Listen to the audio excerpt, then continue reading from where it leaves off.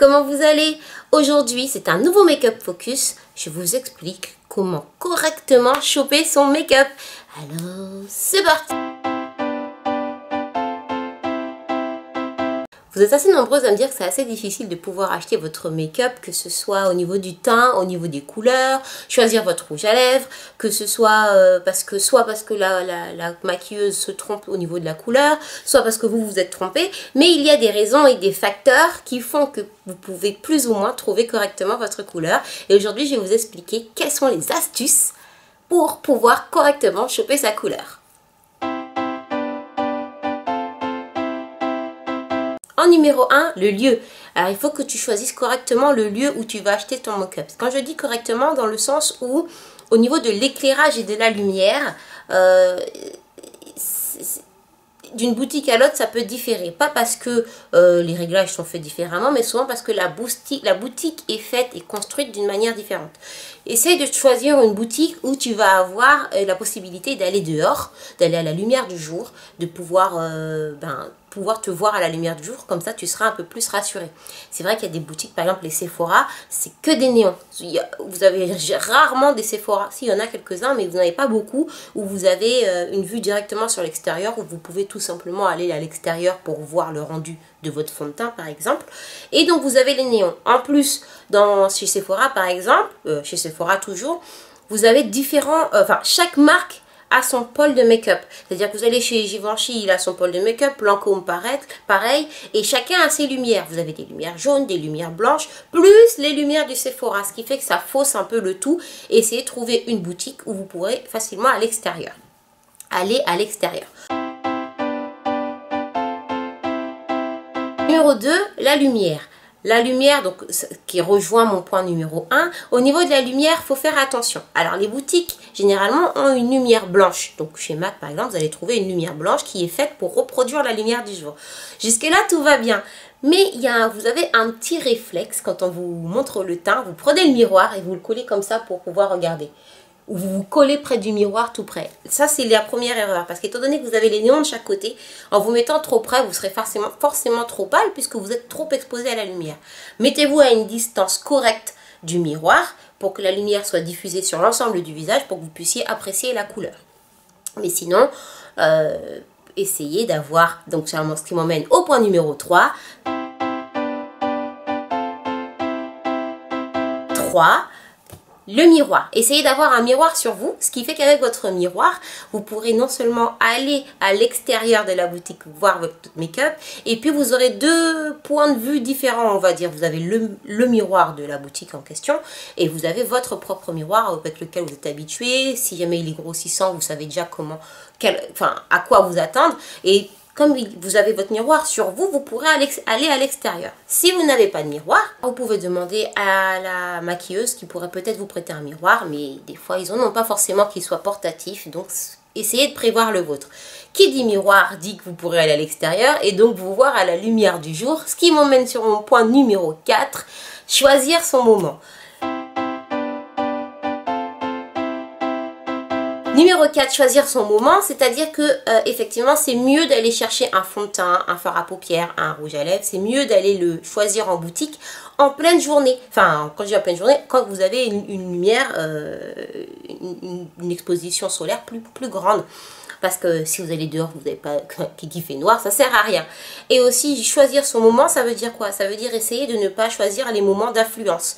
En gros, le rush de midi, la coupure de midi et 2, c'est pas forcément le moment idéal pour aller chercher son fond de teint parce qu'il faut quand même avoir le temps. Oui, il faut que vous preniez le temps d'aller chercher votre make-up. Donc en gros, prévoyez plus que 10 minutes. Pareil, après 18 h, vous avez le rush du soir quand les gens sortent du bureau, etc.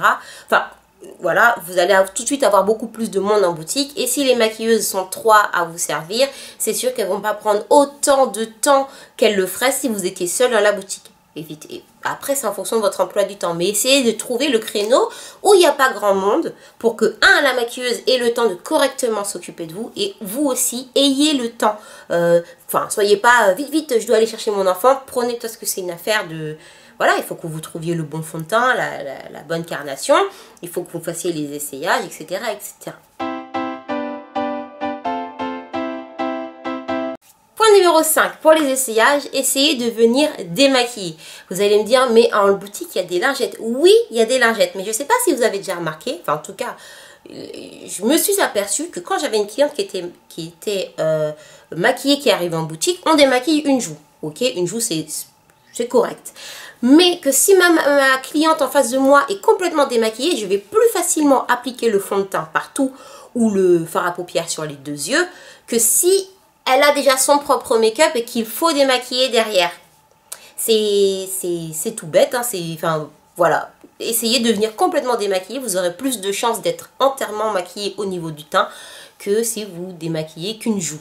Pareil, n'ayez pas peur ou n'ayez pas honte d'être démaquillé. Parce que bon, c'est bien beau d'arriver en boutique et me dire je voudrais un fond de teint, mais si tu as déjà ton fond de teint et que tu refuses d'essayer ou que tu refuses de retirer pour qu'on puisse voir ta vraie carnation, c'est normal qu'on puisse se tromper de temps en temps. Et autoriser la maquilleuse à vous démaquiller plus qu'un petit espace de 2 cm. J'ai beaucoup de clientes qui me font ça. Allez-y, démaquillez juste là. C'est bien gentil, mais bon, juste là, et si jamais tu as une tache là, je peux pas voir si c'est assez couvrant. Donc, n'ayez pas peur d'être démaquillé ou venez complètement démaquillé et ça sera d'autant plus, que ce soit les yeux, par exemple. Ça, là, je vous parle au niveau du teint.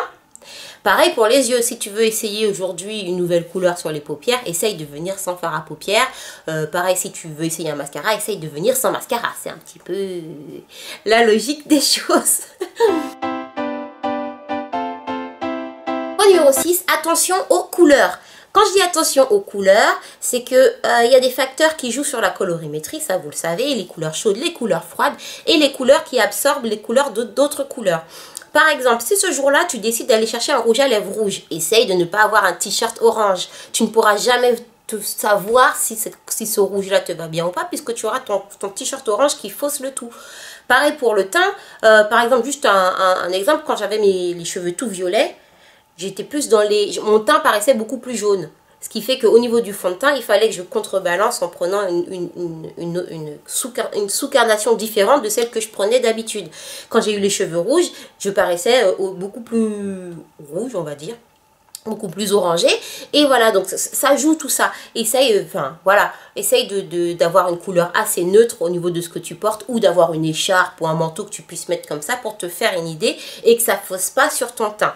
Que ce soit que ça fausse toi ou que ça fausse la maquilleuse. C'est pas des fautes professionnelles, enfin c'est pas des fautes, c'est pas des erreurs, c'est l'œil humain qui est comme ça. Donc la maquilleuse elle va voir que tu as un teint beaucoup plus jaune si tu as un t-shirt violet par exemple. Et donc elle va te choisir un teint plus jaune, mais ça sera pas, l'erreur ne vient pas d'elle, c'est la colorimétrie, c'est comme ça. Donc essaye d'avoir une couleur assez neutre. Du noir, c'est pas mal, c'est parfait. Une écharpe noire le jour où tu vas choisir ton fond de teint. Pareil, si tu as des grosses boucles d'oreilles bleues et que tu veux essayer un fard à paupières vert ou autre, ça fausse. N'hésite pas à les retirer ou à démaquiller ton rouge à lèvres si le rouge à lèvres n'a rien à voir avec ce que tu veux essayer, histoire que tu ne fausses pas, la colorimétrie. Point numéro 7. Essaye d'avoir une idée de ce que tu veux. Alors là, tu vas me dire, c'est un peu difficile. Si par exemple, tu veux un rouge à lèvres et que tu n'as aucune idée, c'est pas facile. La phrase que j'ai eue le plus souvent, c'est mais c'est vous la professionnelle? Oui, d'accord, madame, je suis maquilleuse professionnelle. D'accord, mais je ne suis pas devin non plus. Par exemple, tu me dis, la cliente, je voudrais un rouge à lèvres. Ok, un rouge à lèvres qui m'aille bien. Jusque-là, ça va, merci. Encore heureux. Mais et après je voulais choisir. Non, tu peux pas. C'est pas vrai. Si tu as fait la démarche d'aller dans une boutique en disant que tu veux un rouge à lèvres, c'est que tu as déjà une idée quelque part, que tu en aies conscience ou que tu en aies conscience ou pas. Quand tu veux un rouge à lèvres, tu sais si c'est un rouge à lèvres pour mettre tous les jours, si c'est un rouge à lèvres pour sortir, si c'est un rouge à lèvres pour faire craquer ton collègue de bureau avec qui tu veux sortir, ou ton collègue de classe, ton copain de classe. Tu sais si c'est parce que tu as vu une photo dans un magazine que ça t'a donné envie d'avoir quelque chose comme ça. Même si tu sais pas exactement la couleur que tu veux, tu sais à peu près d'où vient cette idée, d'où vient cette envie. En gros, il faut que vous nous aidiez à vous aider quand on vous conseille le plus possible. Même si, voilà, vous pouvez pas me dire, mademoiselle, je voudrais telle référence, ça c'est tout à fait compréhensible et on est là pour vous aiguiller au niveau du choix. Mais si par exemple, vous me dites, c'est vous la professionnelle, moi je vais vous présenter un rouge, et là vous allez me dire, ah non, je déteste le rouge. Au moins, sachez ce que vous voulez, ou au moins sachez ce que vous ne voulez pas. Ce qui fait qu'en le disant à la maquilleuse, vous allez avancer plus vite, moins perdre votre temps, il va y avoir moins de conflits, des fois, vous savez, les petits, ah mais vous devriez savoir, ah mais madame, enfin, vous voyez, on a toutes vécu ça. Et pareil pour le teint, savoir ce qu'on veut, là aussi, ben, vous allez me dire un fond de teint à votre teint, d'accord. Mais c'est pas le seul facteur, un fond de teint. Il faut certes qu'il soit à notre teint, mais il faut aussi savoir la texture. Si tu veux quelque chose de très poudré, très mat, il faut que tu arrives à le dire. Si tu veux quelque chose de très brillant, de très satiné, ça aussi, il faut que tu arrives à le décrire. Mais encore une fois, tu n'es pas obligé de connaître les termes, mais au moins, on sait forcément ce qu'on n'aime pas. Ça c'est une chose, on sait forcément ce qu'on n'aime pas. Déjà en exposant à la maquilleuse ou en me disant clairement je ne veux pas tel truc, tout simplement on avancera plus facilement et vous pourrez mieux rechercher ce qui te plaît, ce qui te convient. Pareil pour le teint, toujours dans savoir ce qu'on veut. Par exemple pour le fond de teint. Chaque maquilleuse, chaque maquilleur vous conseillera un fond de teint à votre teint. C'est-à-dire quand il va vous voir, généralement, quand à peine vous êtes rentré dans la boutique, il sait déjà quelle est la référence qu'il va vous donner, quel fond de teint, quelle poudre, qu'est-ce qui vous irait. C'est un jeu qu'on s'amusait à faire pas mal avec mes collègues. Dès que vous rentrez en boutique, on savait... Enfin, même sans le faire avec le collègue, mais dès qu'en voyant la personne, ou même dans les transports, on sait forcément, ah, cette personne elle est NC50, ah, cette personne elle est NW45. Enfin, je donne des références qui sont par rapport à Mac, donc vous inquiétez pas. Mais ça, c'est en gros, le but, c'est de trouver le fond de teint qui va calquer le mieux possible à votre teint. Mais, tout j'ai bien dit, mais, il y a souvent nos goûts personnels, vos goûts personnels ne sont pas forcément basés sur cette idée. Vous allez avoir des personnes qui voudront un fond de teint 2 fois plus foncé que leur teint, ou 2 fois plus clair, ou une teinte de plus parce qu'ils savent déjà que c'est le fond de teint qu'ils vont prendre pour le retour de vacances après avoir bronzé, etc. etc. Mais ça, il faut que vous l'énonciez tout de suite à la maquilleuse parce que comment la laisser chercher, etc. etc. Et après lui dire non, je veux plus foncé ou non, ça ne me va pas. C'est pas que ça ne va pas, c'est que ce n'est pas ce que vous recherchez. Il faut encore une fois exprimer ce que vous cherchez et nous aider à vous aider en fait, tout simplement. Par exemple, pour la terracotta, il y en a qui aiment bien la terracotta très foncée parce qu'elles savent la doser. Une personne qui va venir en boutique, je vais vous lui donner une terracotta juste pour qu'elle puisse faire son teint aller correct. Après, c'est une histoire de communication. Il faut prendre le temps et voilà. Donc en gros, c'est une question de temps et de communication. Voilà. Point numéro 8. Quand acheter son fond de teint? Alors, vous allez me dire, j'ai déjà dit à quel moment de la journée. Non, quand je dis quand, c'est par exemple, il y a des périodes de l'année où vous êtes obligé d'aller chercher un fond de teint. Par exemple, avant l'été, n'allez pas vous embêter à chercher un fond de teint. En vrai, quand vous êtes en vacances, vous partez à la plage, est-ce que vous vous maquillez tous les jours? Alors, n'allez pas chercher un fond de teint avant les vacances, sachant que vous allez bronzer, par exemple, et qu'au retour de vacances, votre flacon que vous aurez acheté 2 mois avant, ben, vous aurez plus l'utilité de l'utiliser jusqu'à la fin, jusqu'à ce que vous ayez débronzé. Au pire, finissez votre fond de teint en trichant en réchauffant le teint avec du blush ou de la poudre pour pouvoir caler au fur et à mesure que vous bronzez. Et quand vous revenez de vacances, tranquillou, vous venez vous acheter votre fond de teint. Pareil pour les mariés j'ai des mariés qui vont se marier dans 6 mois. Entre-temps, elles vont aller en vacances, mais elles veulent acheter leur fond de teint tout de suite pour l'organisation, ça ce qui est compréhensible, mais elles oublient les vacances. Et entre-temps, le teint peut changer, etc. etc. Voilà, il y a le facteur du bronzage et il y a aussi le facteur hiver-été. Comme j'explique souvent, en hiver, il y a moins de luminosité, moins de soleil, donc la mélanine remonte un peu moins. Donc vous allez peut-être changer de sous-ton. Peut-être que vous étiez plus rosé en été et vous allez être un peu plus jaune en hiver. C'est ce qui m'arrive. Moi, en été, je suis sur une couleur plus rosée et en hiver, je suis sur une couleur un peu légèrement plus jaune puisque j'ai moins de mélanine qui a remonté. Point numéro 9, pas de précipitation. Alors, pas de précipitation, c'est-à-dire que peut y avoir plusieurs facteurs au moment où vous allez acheter votre fond de teint. Vous avez certainement, vous pouvez être pressé. Vous avez aussi la maquilleuse qui vous regarde en gros, est-ce que tu achètes, est-ce que tu n'achètes pas. Ça, on connaît toutes. Mais il ne faut pas que vous vous laissiez influencer par tout ça. Le fond de teint, c'est pour vous, c'est vous qui allez le mettre, c'est vous qui allez le payer, c'est vous qui allez le garder un certain temps. Si c'est pas la bonne couleur, eh ben voilà, pareil pour le rouge à lèvres, pareil pour le fard à paupières.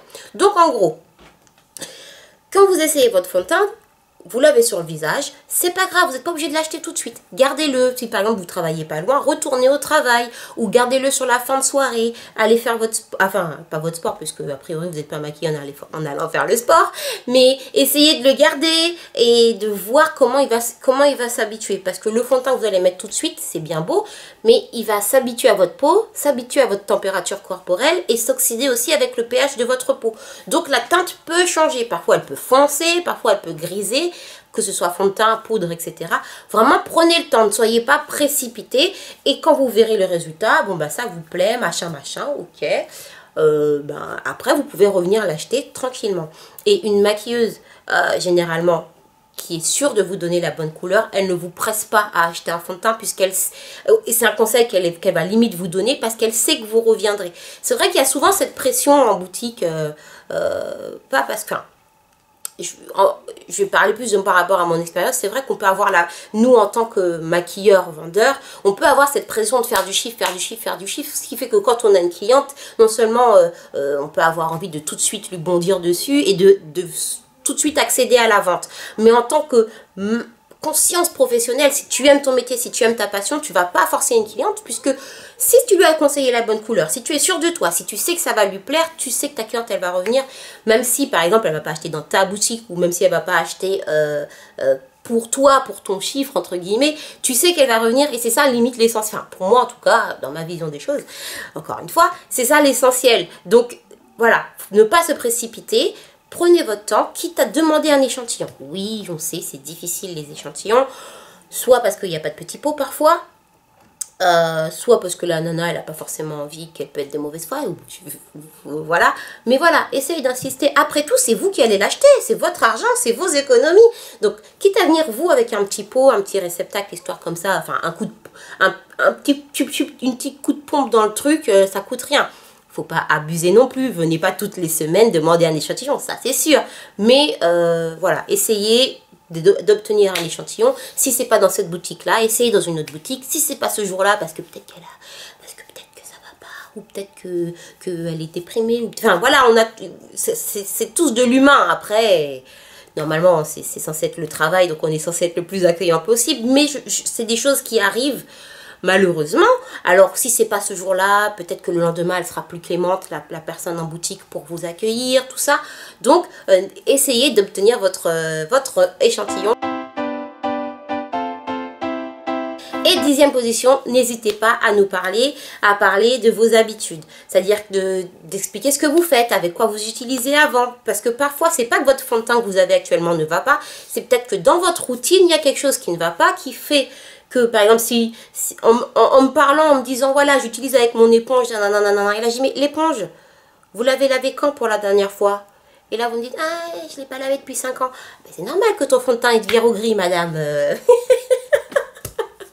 Et puis, voilà. En gros, essayez d'établir cette relation de confiance avec votre maquilleuse. Faites confiance à votre maquilleuse. Faites confiance à son jugement aussi, parce que généralement, elle connaît ses produits. Elle connaît les produits, dans le sens que d'une marque à l'autre, les produits n'interagissent pas de la même manière. Ce qui fait que je peux, par exemple, n'importe quelle maquilleuse peut vous conseiller sur n'importe quelle marque, en n'importe quelle couleur. Quand je dis n'importe quelle marque, c'est bien sûr quand elle a vu les produits devant elle, hein, parce que, voilà. Mais quand tu travailles avec une marque en particulier, tu sais comment la marque réagit, tu sais si au bout d'un moment ça s'oxyde, tu sais. Donc tu vas mieux.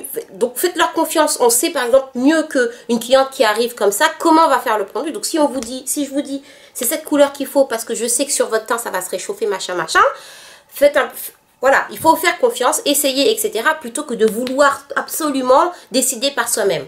En gros, point numéro 10, pour le récapituler, établir une relation de confiance, faites confiance et communiquez. Voilà, c'est l'essentiel. En gros, je résume, il te faut choisir ta boutique pour avoir la meilleure lumière, avoir ton miroir avec toi, être démaquillé, c'est mieux, faire attention aux couleurs que tu portes, savoir un peu ce qu'on veut ou nous aider à vous aider en essayant de vraiment dialoguer. savoir à quel moment chercher son fond de teint, à quel moment son fond de teint, à quel moment choper son maquillage, que ce soit du teint, des yeux, des lèvres, etc. Établir une relation de confiance et surtout ne pas hésiter à demander des échantillons et ne pas se précipiter. Voilà, voilà. Je sais que je les ai peut-être pas remis dans l'ordre, mais voilà, c'est les astuces que je peux vous donner pour choper votre fond de teint. J'espère que mes petites astuces vous auront aidé. N'hésitez pas à me dire en commentaire si vous avez d'autres questions. Ça sera l'objet d'autres make-up focus, je vous répondrai. N'hésitez pas à me dire si ça se passe bien quand vous allez chercher votre fond de teint. Et puis... n'hésitez pas à me dire en commentaire, à me raconter vos expériences, pas que les mauvaises bien sûr, hein, parce qu'on sait qu'il y en a beaucoup, c'est facile de dire là c'était pas bien, mais vous pouvez aussi me raconter les trucs sympas, quand vous avez trouvé les bonnes couleurs, etc. Je vous lis, j'aime bien vous lire, je sais que je réponds pas tout le temps parce que j'ai... voilà, pas que je réponds pas tout le temps, c'est que je réponds pas vite en fait, je réponds pas vite. Et puis en attendant, je vous fais des très gros bisous, je vous dis à très bientôt mes Delicious, prenez soin de vous. Bonnes vacances. Ciao, ciao.